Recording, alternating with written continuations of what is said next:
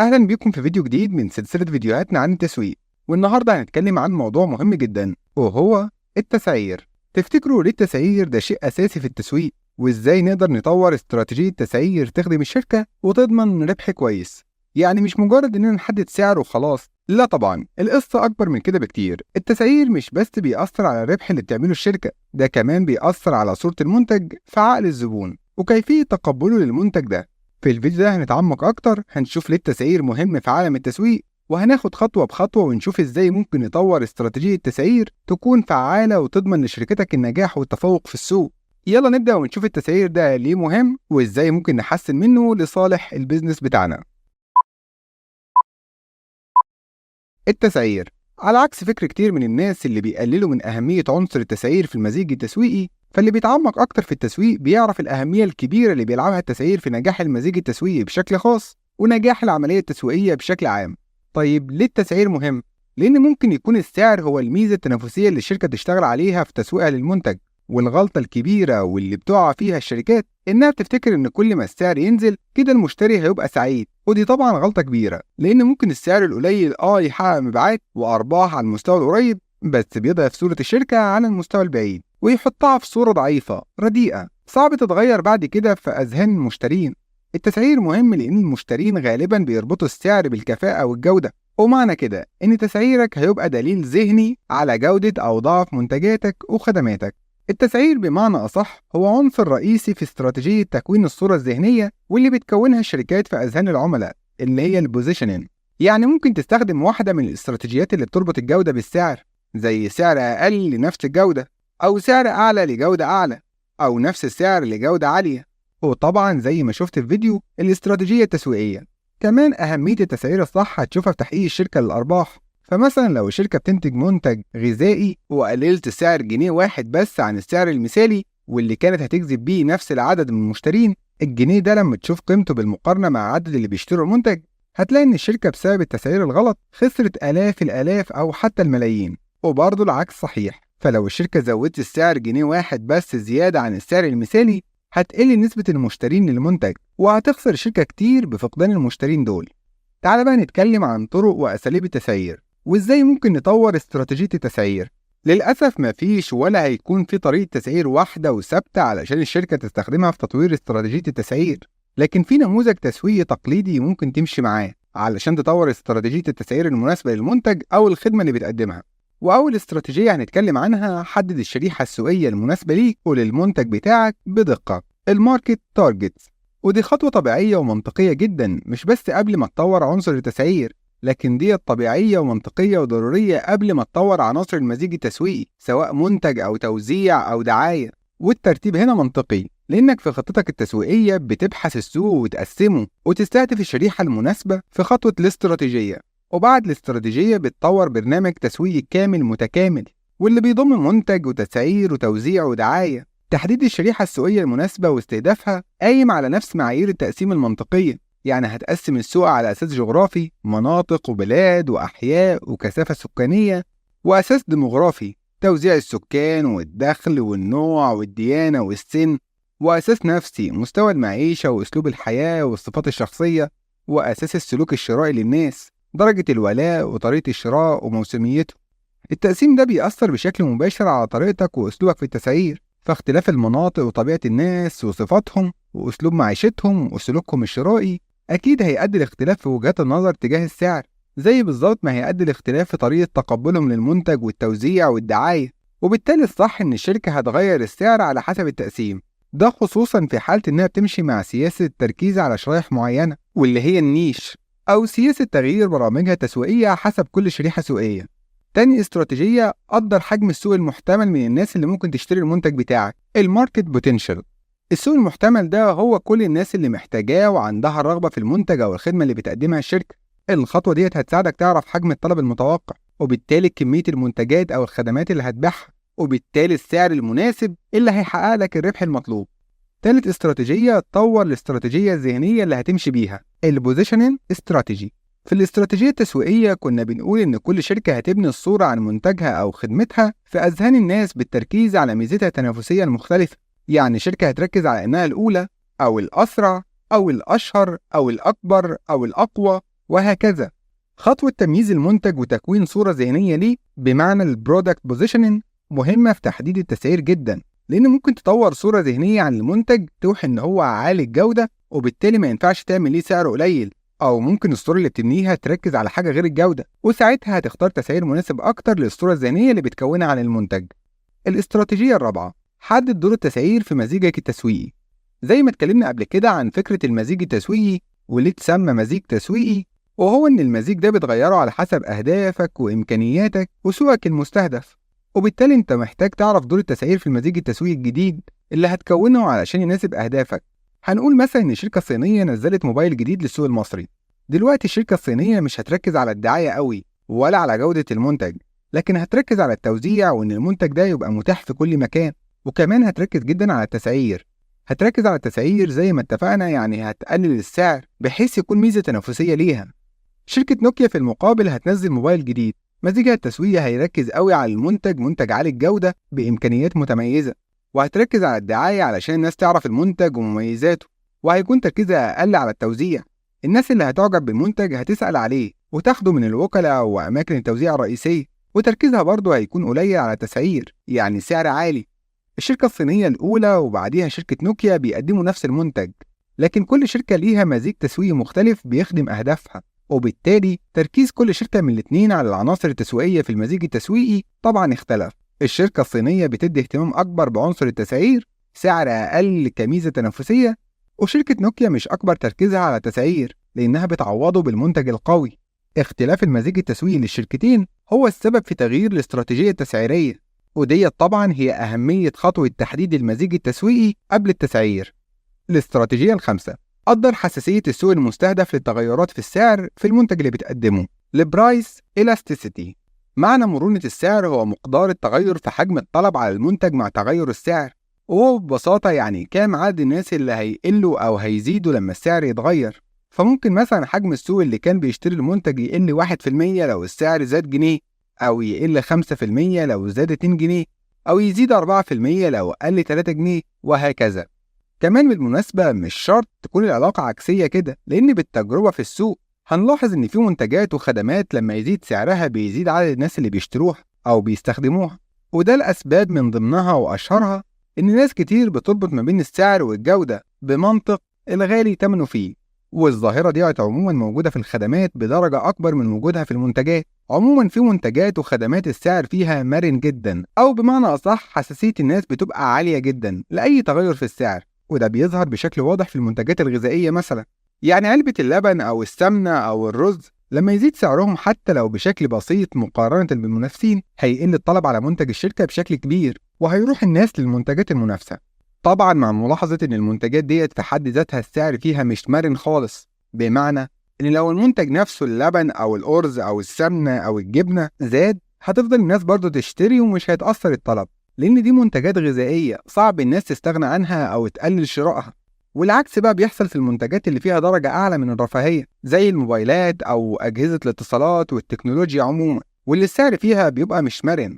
برضو الكلام ده مع ملاحظة والتأكيد على إن منتجات الرفاهية في حد ذاتها السعر فيها مرن جدا، والناس بيقل طلبها أو بيزيد قوي على حسب التغير في سعر المنتج عموما، لأن الموبايل ممكن أستغنى عنه عكس المواد الغذائية مثلا.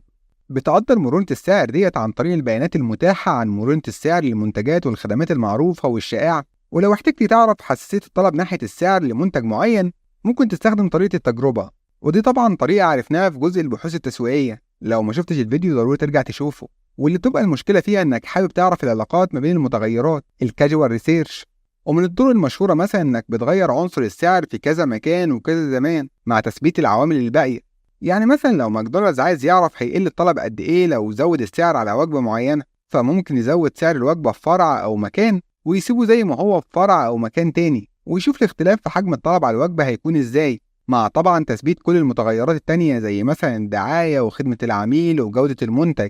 أو مثلا يغير السعر على وجبة معينة في شهر ويسيبه زي ما هو في شهر تاني، ويقيس الفرق في الطلب لما السعر اختلف، وبرضه مع تثبيت كل المتغيرات الباقية. حسابك وفهمك لمرونة السعر وحساسية طلب السوق ناحيته من ضمن الخطوات المهمة جدا اللي هتخليك حذر وانت بتطور استراتيجية التسعير المناسبة.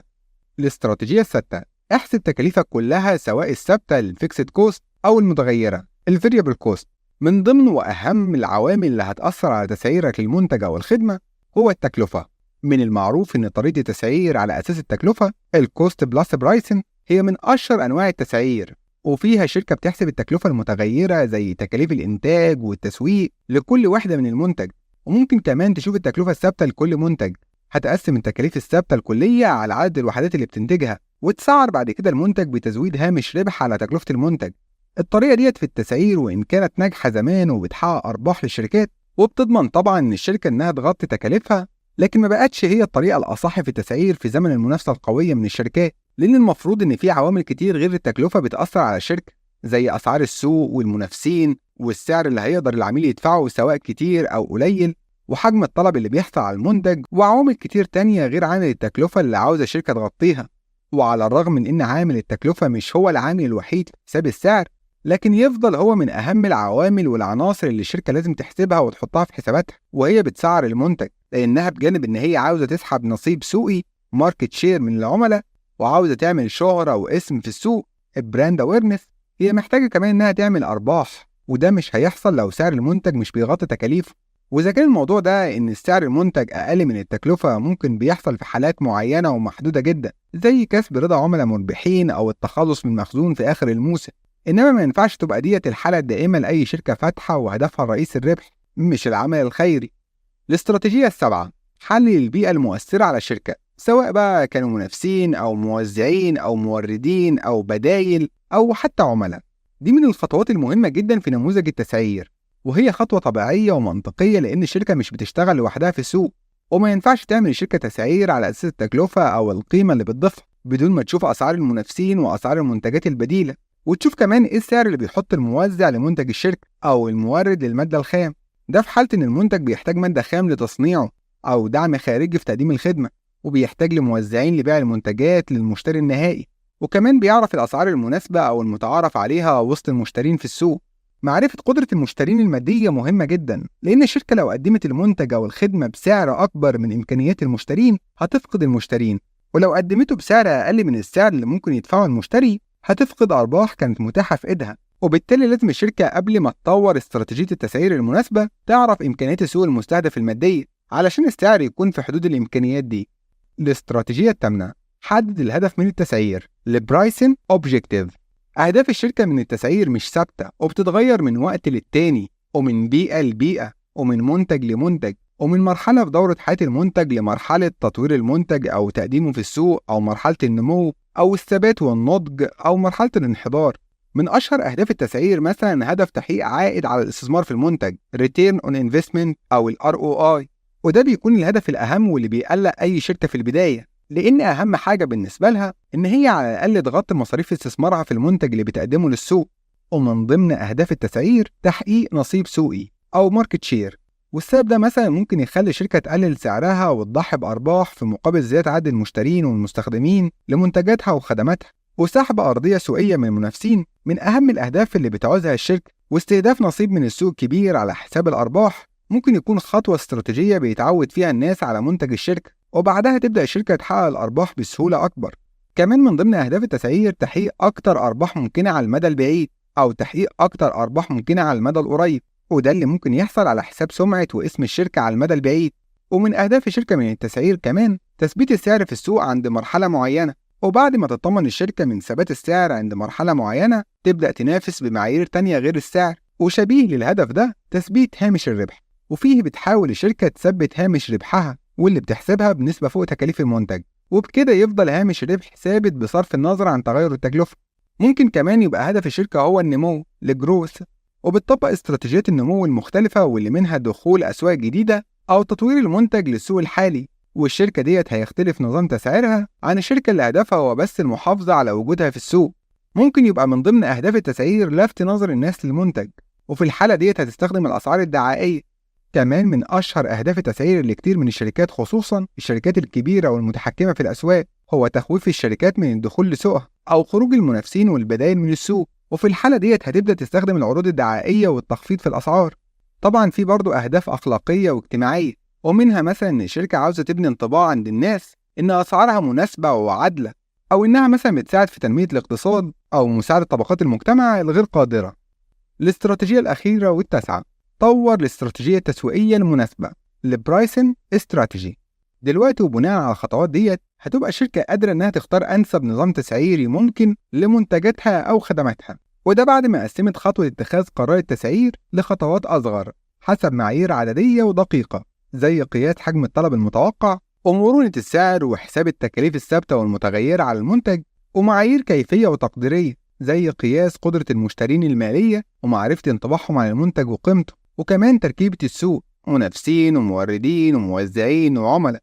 النهاردة هنتكلم عن حاجة مهمة جدا لكل صاحب شركة أو مشروع جديد، وهي إزاي تحدد سعر المنتج اللي لسه طالع جديد. هنشرح لكم الطرق الصحيحة والمدروسة اللي تقدر تستخدموها علشان تسعروا منتجاتكم بشكل يجذب الزباين وفي نفس الوقت يحقق لكم ربح كويس. ومش بس كده، كمان هنتكلم عن الشركات اللي عندها أكتر من منتج في السوق في نفس الوقت، سواء بقى كانت المنتجات ديت ليها علاقة ببعض أو ملهاش، وازاي بقى تحدد سعر كل منتج بطريقة تساعد في بيع المنتجات التانية، وايه هي الاستراتيجيات اللي ممكن تستخدمها. وكمان هندخل في موضوع مهم جدا وهو تغيير الاسعار، ليه الشركات بتغير اسعارها وازاي ممكن تعمل كده، وهل في توقيت معين لتغيير الاسعار؟ ده اللي هنكشفه مع بعض النهارده. يلا بينا نبدأ الفيديو علشان نعرف كل التفاصيل ديت واكتر. استعدوا وجهزوا نفسكم علشان النصايح اللي جاية هتفيدكم جدا. تسعير المنتج الجديد لنيو برودكت برايسنج. في حالة إن الشركة لسه نازلة بمنتج جديد، ده معناه إن هي عندها سياستين للتسعير. أول حاجة كاشت السوق لسكيمن برايسنج، وده عن طريق إن الشركة بتنزل منتج بسعر عالي وهي عارفة إن ممكن اللي يشتري المنتج بالسعر ده هم ناس قليلين، وغالبا بيكونوا الناس المغامرين الريسك تيكرز، ودول غالبا الناس اللي بتحب تجرب المنتجات والخدمات الجديدة، أو ممكن يكونوا الناس اللي عندهم ولاء لاسم أو علامة معينة، زي الناس المشهورة بولائها لمنتجات أبل وهارلي. الشركة بيكون عندها أمل بطريقة التسعير ديت إن هي تجمع المصاريف اللي صرفتها على تطوير المنتج، وبعد ما المرحلة ديت واللي بيكون فيها السعر عالي تخلص، تبدأ الشركة تشتغل بسياسة تسعيرية مختلفة بتقليل سعر المنتج أو عمل نسخة أقل جودة منه بأسعار أقل لشرائح تانية في السوق. ومن أمثلة الشركات اللي بتشتغل بسياسة كشط السوق هي شركات التكنولوجيا زي أبل، واللي هتلاحظ في سياستها للتسعير إن منتجاتها بتنزل بسعر عالي في الأول، بيشتريها اللي عندها القدرة المالية والرغبة إن هم يجربوا الجديد، خصوصا لو عندهم ولاء للشركات ديت ومنتجاتها. وبعد فترة بتبدأ التكنولوجيا اللي عملوا بيها المنتج تتعرف والمنافسين يكتروا، وبالتالي بتبدأ الشركات ديت بعد ما أخذت الأرباح المطلوبة إن هي تقلل نسبيا في سعر منتجاتها أو تسحب المنتجات ديت خالص من السوق وتبدأ في إنتاج منتجات جديدة، وتمشي في نفس السلسلة ديت مع نفس الاستراتيجية التسعيرية. تاني سياسة اختراق السوق penetration pricing، ودي سياسة مختلفة أو مضادة لسياسة كشط السوق، وفيها بتبدأ الشركة تنزل أسعارها لحد معين علشان تكبر النصيب السوقي الماركت شير واللي تقدر تكسبه في السوق، وهدفها من ده إن هي تبيع أكتر بأسعار أقل، وبكده تعوض خسارتها من تقليل سعر المنتج. فالشركات ديت بتحاول تبعد عن مغامرة الاعتماد على نسبة المغامرين في السوق واللي عندهم ولاء عالي للمنتج،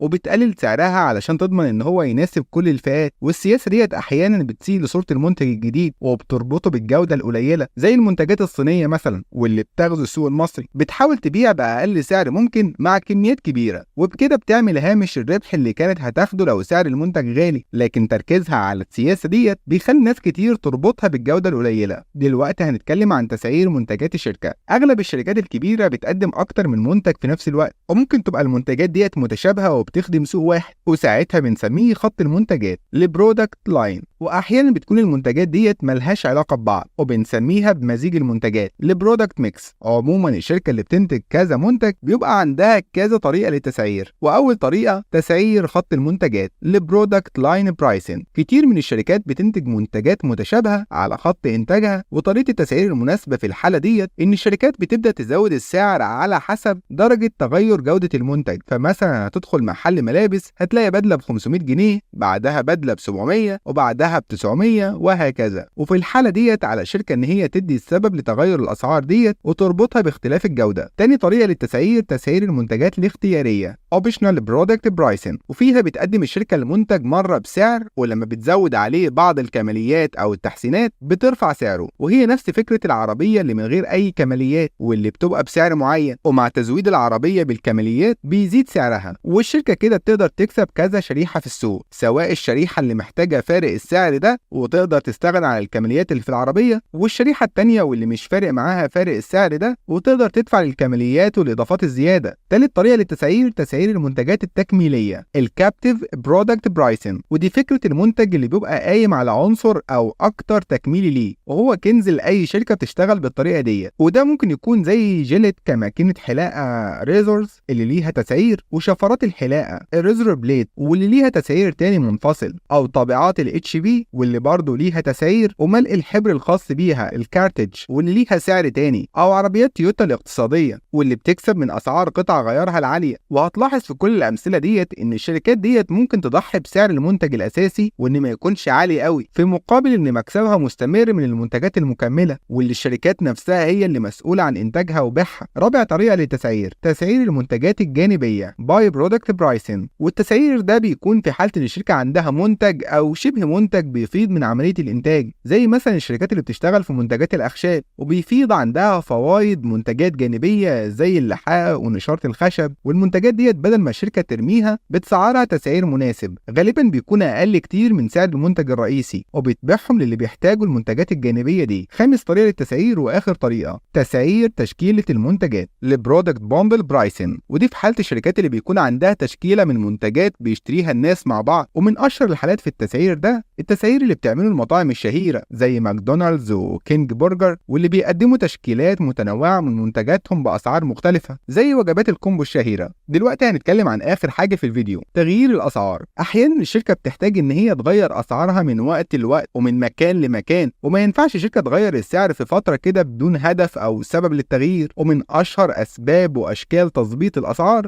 أول حاجة الأسعار الدعائية والخصومات، ودي بتعملها الشركات في فترات معينة بأهداف مختلفة. منها مثلا إن شركات الملابس والأحذية بتصفي آخر الموسم علشان ما تتكلفش كتير في التخزين لموسم كامل، خصوصا إن الموضة والأذواق بتتغير من موسم لموسم، أو إن الشركة عاوزة تلفت نظر المشترين ليها فبتعمل العروض ديت لزيادة شراء واستخدام منتجاتها وخدماتها لحد ما الناس تتعود عليهم ويبدأوا يشتروها منهم بالسعر العادي بعد كده. الطريقة ديت أحسن بكتير من طريقة السعر القليل اللي بيربط المنتج بجودة قليلة. وبنظام التسعير ده الشركة تقدر تحافظ على صورتها مع إنها بتحقق مبيعات عالية في أوقات معينة، مع الوضع في الاعتبار الناس عموما بتحب تشتري الحاجة الكويسة اللي عليها عرض مش الحاجة الرخيصة. تاني سبب لتغير الأسعار التسعير حسب الشريحة السوقية، وده بيحصل في حالة إن المنتج بينزل لشرايح وأماكن في السوق مختلفة عن بعض، والاختلاف ده طبعا بيعمل فرق في السعر. ممكن مثلا سعر التذكرة للمتحف المصري يختلف للطالب عن الشخص العادي عن الشخص الأجنبي، أو ممكن تلاقي نفس منتج الملابس بيتباع في مكان راقي بسعر ونفس المنتج في مكان متوسط بسعر تاني. واللي بيعمل كده مش شركات صغيرة بس، لكن ممكن تلاقي شركة كبيرة بتنتج منتجات غذائية أو مساحيق تنظيف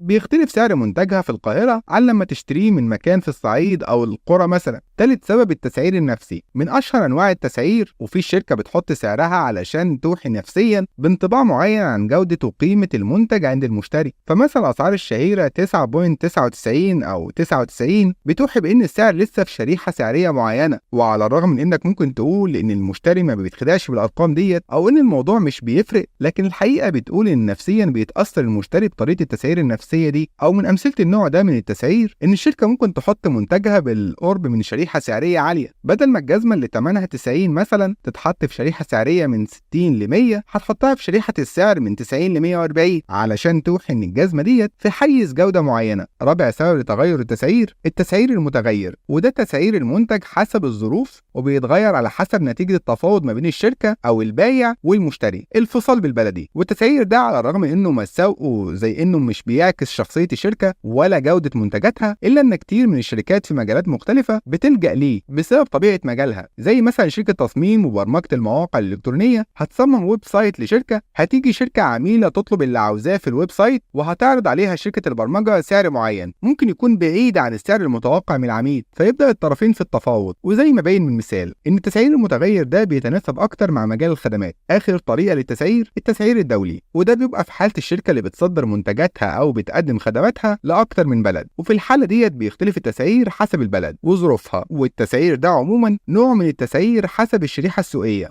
لحد هنا نكون انتهينا من الفيديو ده. الفيديو اللي جاي هنتكلم فيه مع بعض عن التوزيع، واللي هو من عناصر المزيج التسويقي. ولحد ما نشوفك الفيديو اللي جاي ما تنساش تعمل لايك للفيديو، ده بيشجعنا نكمل، واشترك في القناة وفعل جرس التنبيهات علشان يوصلك اشعار اول ما ننزل فيديو جديد. السلام عليكم.